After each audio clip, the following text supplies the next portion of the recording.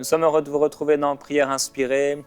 Et le thème de cette semaine, c'est « Seigneur, je veux vivre une année différente ». On veut vivre une année différente et la semaine dernière, on a vraiment été interpellés par l'Esprit de Dieu, le deuxième jour, je crois, qui nous a dit « Mais vous voulez vivre quelque chose de nouveau en 2019, mais vous faites comme en 2018 ». Et en venant ici aujourd'hui au studio, je me souvenais d'une parole qu'a prêché notre pasteur, le pasteur Joël. Il disait « Pas de changement, pas de changement ». En fait, si tu ne fais pas de changement dans ta propre vie, il n'y aura pas de changement non plus à l'extérieur. Et c'est vrai que des fois, on s'attend à quelque chose de nouveau, mais si on ne fait pas de changement, alors on ne verra pas de changement autour de nous. Et nous avons vraiment besoin de changer. Et Dieu nous a vraiment interpellés par rapport à ça, en disant « Il ne faut pas faire comme vous avez fait jusqu'ici. Il faut pas prier comme vous avez prié jusqu'ici. Il faut pas vivre de la même façon que vous avez vécu jusqu'ici. Mais il faut vraiment entrer dans cette nouvelle saison. Et pour pouvoir y entrer, parfois, il faut faire les choses différentes. Alors oui, Seigneur, nous voulons vivre une année différente. Une année différente de celle que nous avons vécue en 2018. On veut vraiment vivre quelque chose de nouveau avec le Seigneur. Et aujourd'hui, nous allons déclarer, comme nous l'avons déclaré depuis le début de la semaine, une année 2019, une année de guérison. Il y a ce roi Nebuchadnezzar, après que Shadrach, Meshach et Abednego soient allés dans la fournaise et qu'ils s'en soient sortis indemnes, même leurs vêtements ne sentaient pas le feu, il a déclaré cette parole « Il n'y a aucun autre Dieu qui puisse délivrer comme lui ». Frères et sœurs, il n'y a aucun autre Dieu qui puisse délivrer comme notre Seigneur. Personne ne peut délivrer comme lui. Non seulement dans l'Ancien Testament, Dieu pouvait guérir, mais par la mort de Christ, par ses meurtrissures, nous avons vraiment une provision de guérison. Et je voudrais déclarer que cette année 2019 va être une année de guérison. Alors, la pensée particulière que Dieu a mise dans mon cœur, c'est qu'en fait, ça doit être une année de guérison pour les autres. Bien entendu, si vous êtes malade, vous allez vous-même recevoir cette guérison. Mais Dieu nous interpelle, je crois, aujourd'hui par ce moment de prière et de partage sur l'importance d'être une réponse aux malades qui sont autour de nous. Et c'est Christ, et c'est par ses meurtrissures que nous avons été guéris, et c'est par l'autorité qu'il nous a donnée que nous pouvons justement mettre en place cette autorité ou en fonctionnement, nous pouvons user de cette autorité pour guérir les malades qui sont autour de nous. Dans Lévitique au chapitre 16, Dieu il dit Aaron posera ses deux mains sur la tête du bouc vivant et confessera sur lui, donc il y avait un bouc, il prenait un bouc, un animal, il confessera sur lui toutes les fautes des Israélites, tous leurs crimes avec tous leurs péchés, il les mettra sur la tête du bouc, puis il le chassera dans le désert par l'intermédiaire d'un homme disponible. Le bouc emportera sur lui toutes leurs fautes dans une terre désolée. On chassera le bouc dans le désert. Lévitique chapitre 16. Passage intéressant, particulier, mais puissant. Aaron, donc, devait poser ses deux mains sur la tête de ce bouc, comme un symbole. Il devait confesser que toutes les fautes des Israélites, toutes leurs fautes, leurs actes criminels, leurs péchés, étaient maintenant déposés sur ce bouc. Et alors qu'il avait posé sa main sur ce bouc, sur la tête de ce bouc, il devait avoir un homme disponible pour prendre le bouc et pour l'emporter au loin dans une terre désolée dans le désert. Et certainement, il mourrait dans ce désert. Et c'est une image tellement puissante de ce que Christ a accompli pour nous. Il est mort sur cette croix et il a porté sur lui tous nos péchés. Il est devenu l'agneau immolé. Mais non seulement il a porté nos péchés, mais de la même façon qu'il a porté nos péchés, nous savons qu'il a porté nos maladies. Maintenant, Dieu a besoin d'un homme disponible. Ce bouc qui portait le péché, et ici qui portait la maladie, devait être amené dans un lieu désert par un homme disponible. C'est très intéressant. Un homme disponible. La pensée que j'ai vraiment aujourd'hui, c'est que Dieu cherche des gens qui soient disponibles pour prier pour les malades. Dans Luc, on va voir l'exemple de Jésus. Dans Luc, au chapitre 6, au verset 12, on voit que le Seigneur va passer une nuit à prier et après il va choisir les apôtres. Et au verset 17, il descendit avec eux et s'arrêta sur un plateau où se trouvait une grande foule de ses disciples et une multitude de peuples de toute la Judée, de Jérusalem et du littoral de Tyr et de Sidon. Ils étaient venus pour l'entendre et pour être guéris de leur maladie. Ceux qui étaient tourmentés par des esprits impurs étaient guéris. Et toute la foule cherchait à le toucher parce qu'une force sortait de lui et les guérissait tous. Je crois que Dieu veut faire de nous des porteurs de guérison. Je crois que Dieu veut faire de nous des gens qui sont disponibles pour prendre, entre guillemets, ce bouc, l'agneau immolé, et pour l'amener dans ce lieu isolé en le faisant passer par cette foule, par cette personne qui a besoin d'être guérie. Il y a besoin non seulement de cette personne qui met ses mains, comme l'imposition des mains, mais nous avons besoin que ce soit une personne disponible. Dieu cherche des gens disponibles. Et dans l'épître de Jacques, Jacques, il dit « Quelqu'un parmi vous est-il malade ?» La maladie n'est pas une normalité. Qu'il appelle les anciens de l'Église et que ceux-ci prient pour lui en loignant d'huile au nom du Seigneur. Et la prière de la foi sauvera le malade et s'il a péché, alors ses péchés seront pardonnés. Quelqu'un parmi vous est-il malade? Qu'il appelle les anciens de l'Église et que ceux-ci prient pour lui en loignant d'huile au nom du Seigneur. Alors, en 2019, mon frère, ma sœur, tu peux te procurer une petite bouteille d'huile. On m'en a offerte, moi, 2 fois. Et quand je voyage, je la prends avec moi, je l'utilise très très peu. Tu peux prendre une petite bouteille d'huile et la mettre dans ta voiture, la mettre dans ton sac à dos, la mettre proche de toi, dans ta maison quelque part. Et ça va simplement montrer que tu es disponible. Alors, l'oindre d'huile dans la parole de Dieu, dans le Nouveau Testament, ce n'est pas une obligation. Mais ici, c'est une recommandation dans ce texte précis. On peut oindre d'huile et dans les évangiles, on voit que les disciples l'ont déjà fait également. Ma question, c'est est-ce qu'en 2018, tu as déjà oint d'huile un malade? On prie et prière inspirée, gloire à Dieu pour cette émission. Mais on peut prier pendant très longtemps si on n'est pas en train d'agir, si on n'est pas en train de faire quelque chose. Les malades vont rester malades. Les lépreux vont rester lépreux. Les morts vont rester morts.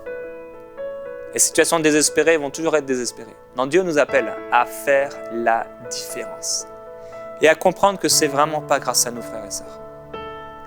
Vous vous souvenez, les apôtres, ils ont redonné la mobilité à cet homme. Et on les a appelés Zeus, etc. On a voulu leur offrir des sacrifices, mais ils ont dit, mais ce n'est pas par notre propre piété, mais c'est par la puissance de Jésus-Christ, par le nom de Jésus. Souvent, je crois qu'on n'est pas disponible parce qu'on regarde trop à nous.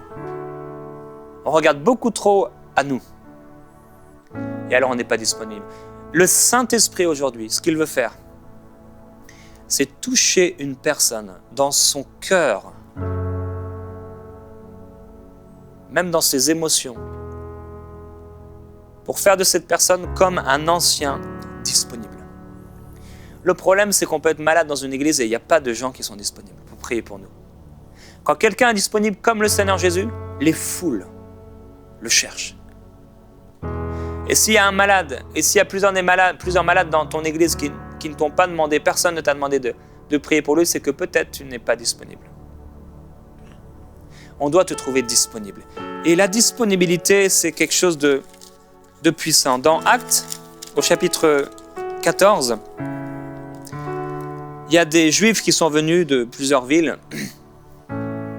Ils ont lapidé l'apôtre Paul. Après l'avoir lapidé avec des pierres, des grosses pierres, ils l'ont traîné hors de la ville.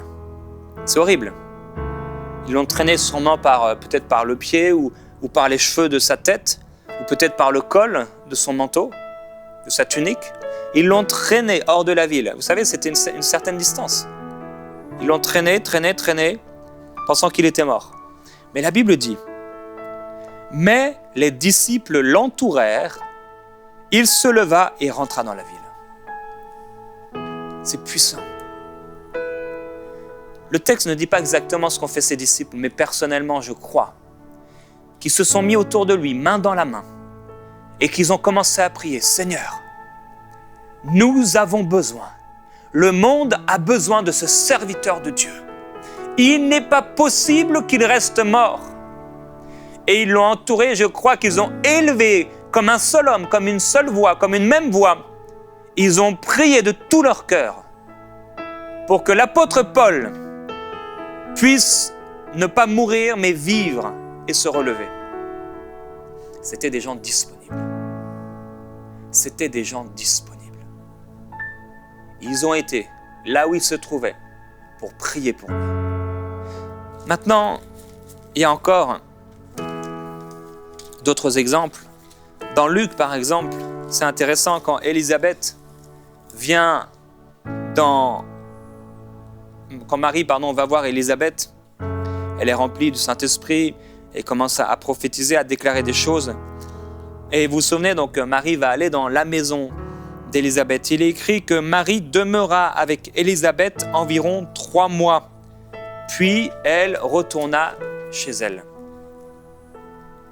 Élisabeth a été disponible pour Marie.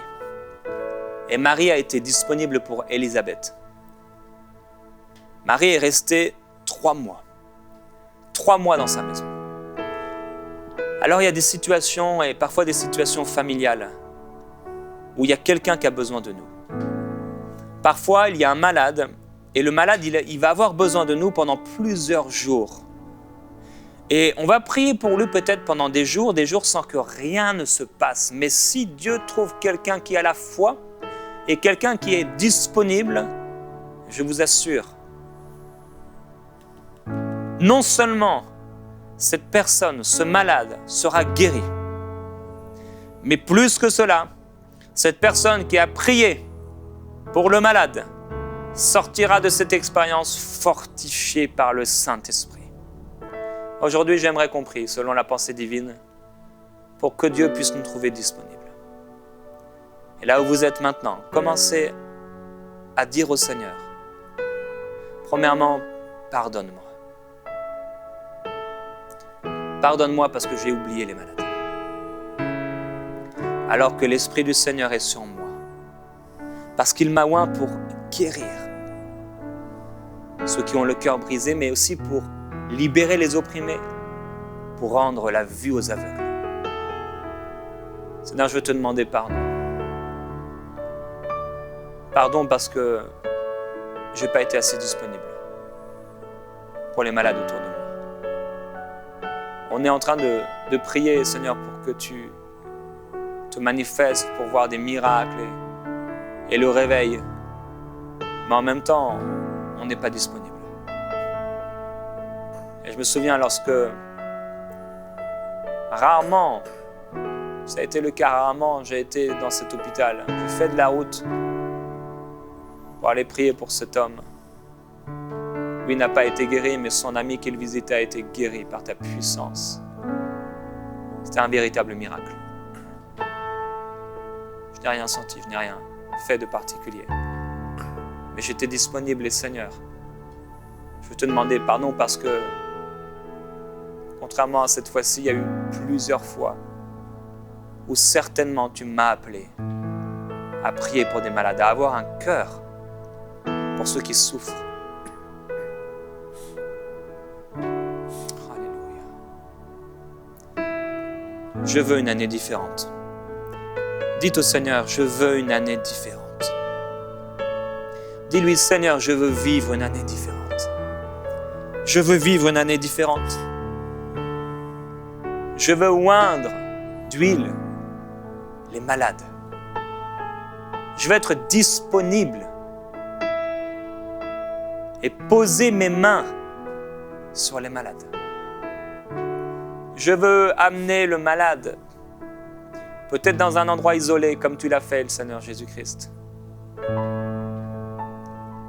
Et selon l'inspiration que tu me donneras, faire l'action, donner la parole, le geste que tu m'inspireras de faire. Seigneur, je veux guérir les malades. Que ce soit ta prière maintenant dans ce temps de prière. Seigneur, en 2019, je veux guérir des malades. Je veux guérir des malades. Je veux voir des gens guéris. Je veux voir des gens libérés. Je veux voir des cœurs brisés être complètement restaurés. Des aveugles voir. Des gens qui ont des problèmes pour entendre, qui n'entendent plus d'une oreille ou qui entendent très mal des deux oreilles et entendre leur témoignage. Les entendre me dire « Oh, j'entends tout à coup. » Je veux prier pour le muet ou celui qui a du mal à parler. Et qu'il puisse parler. Merci Seigneur. Et au nom de Jésus-Christ,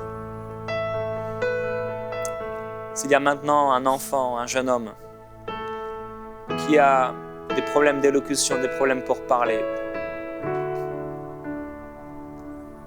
qui est muet, d'une façon ou d'une autre, totalement ou pas, au nom de Jésus-Christ, j'ordonne maintenant à tout trouble et tout dysfonctionnement de disparaître et je proclame, enfant, tu es délivré de ton mal, tu es libéré maintenant et tu te mets à parler normalement. Je déclare au nom de Jésus-Christ que les sourds entendent, que ceux qui ont des problèmes pour entendre sont guéris.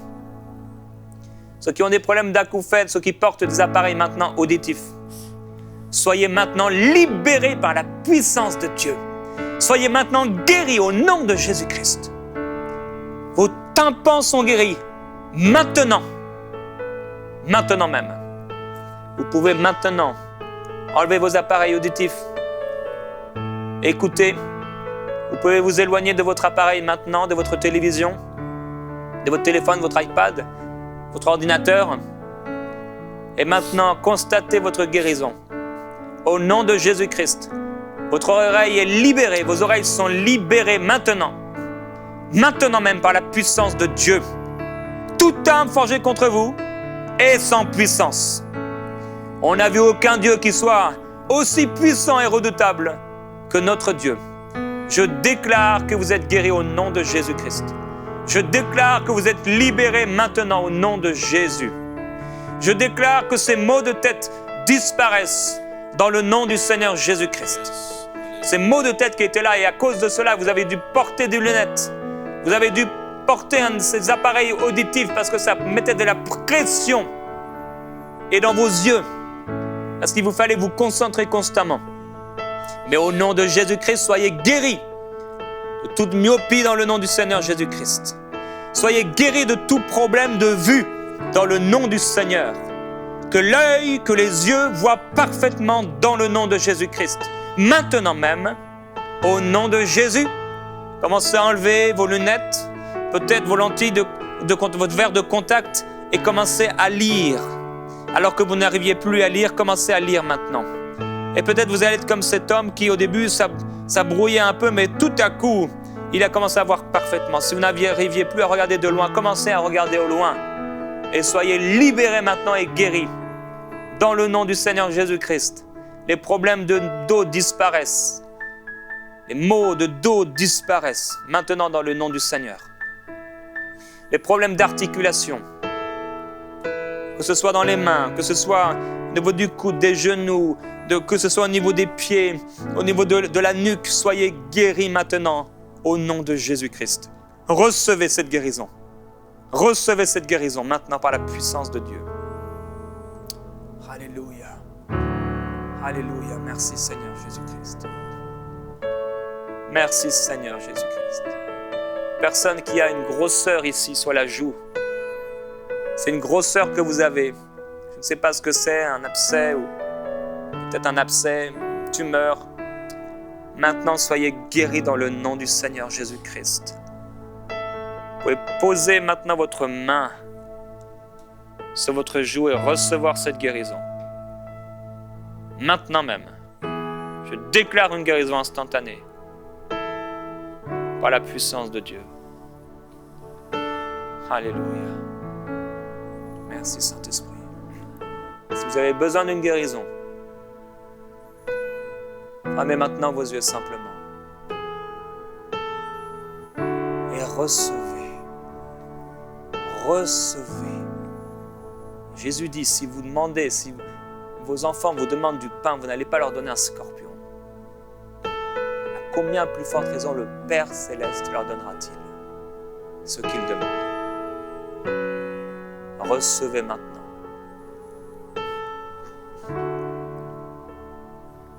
Soyez guéris. Soyez guéris maintenant. Tout problème digestif est guéri. Problème dans la trachée, problème pour avaler. Soyez guéris maintenant dans le nom de Jésus-Christ. Quel que soit votre problème, votre maladie, eh bien ce n'est plus votre problème, ce n'est plus votre maladie. Il a été mis comme sur le bouc, sur l'agneau immolé. Il est mort hors de Jérusalem. Il a été mis dans un coin isolé. Il est mort de façon isolée. Il n'y avait plus rien pour attirer les regards. Il est parti comme ce bouc, dans un lieu isolé, là où il est mort. Et on a mis ce qui était devenu son cadavre, son corps, dans un tombeau de riche. Riche qu'il était, il s'est appauvri. Il a été fait péché, malade, maladie, pour que vous soyez guéris. Soyez guéris maintenant au nom du Seigneur Jésus-Christ. Alléluia. Dites-lui, Seigneur, je veux guérir les malades. Je veux guérir les malades. On va déclarer dans un chant, comme une prière.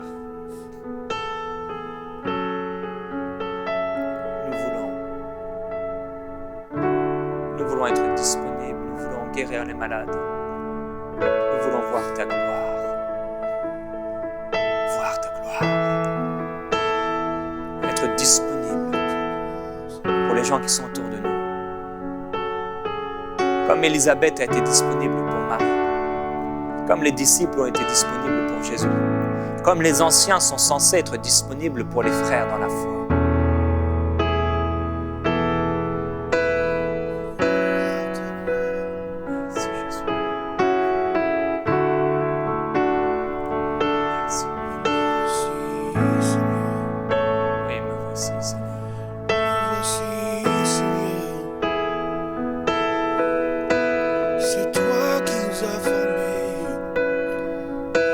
C'est toi qui nous as appelés.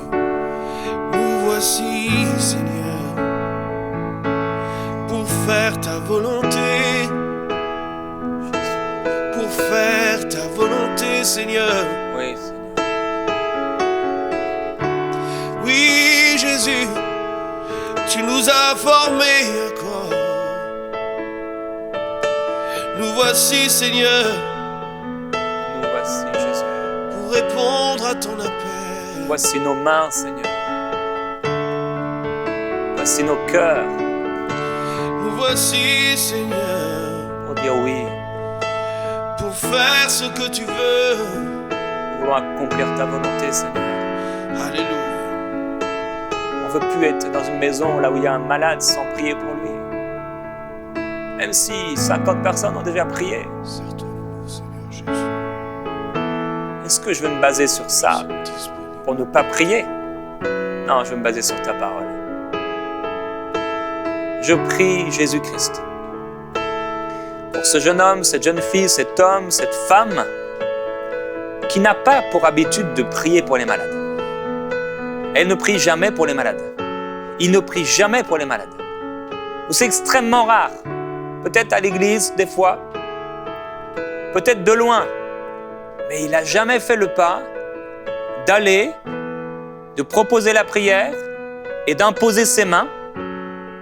Il n'a jamais fait le pas de proposer à la personne de constater la guérison. Il n'a jamais eu l'audace. Mais je prie pour l'audace et je déclare cette hardiesse, cette assurance, cette audace pour prier pour les malades en 2019. Oui, Seigneur, une année différente, une assurance différente, une hardiesse différente, un zèle différent, une ferveur différente. En 2019, je prie pour ce frère, pour cette sœur qui n'a plus l'habitude de prier pour les malades. En 2019, elle vit une aventure.